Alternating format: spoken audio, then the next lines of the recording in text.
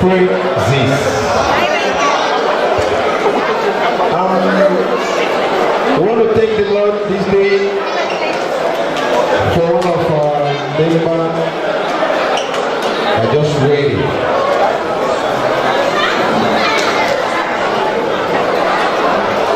We want to tell her that she's waiting in the union of the married and wedded in the king. In our community.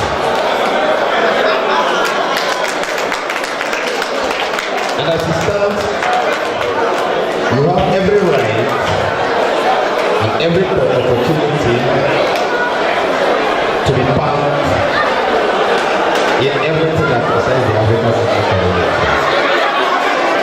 And we pray that as you have break the yoke, and the blessing that fellowship will have taken in Jesus' name. And we promise you, and also pray for you, that the good Lord and our patroness, Cecilia, will always be with you. In all your neighbors, in your family, even in your siblings, all the days of your life in Jesus' name. We also pray that you will continue to allow you to be with us in our rehearsals, in all our activities in the prayer, in Jesus' name. If you're happy and you know it, say amen. If you're happy and you know it, say amen.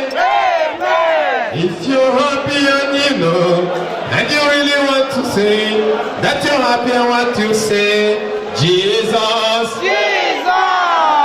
Yes, we are St. Cecilia Choir of African Catholic Community.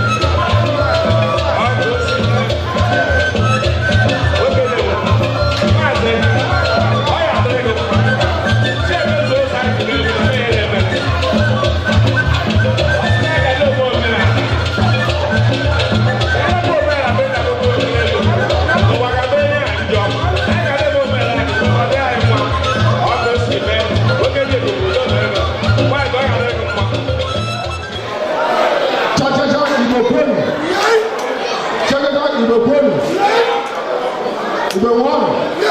Murieno? Makana watu ni isi, nama ni malote. Ado ni very happy. Ado ni maya hia. Abu na ado ni mali isi. Abu na ado mafudi. Abu kani ni mali isi. Jana maka aha ni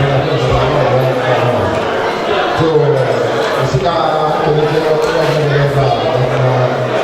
upo ya maji wede ba wa aga sika wede na etutu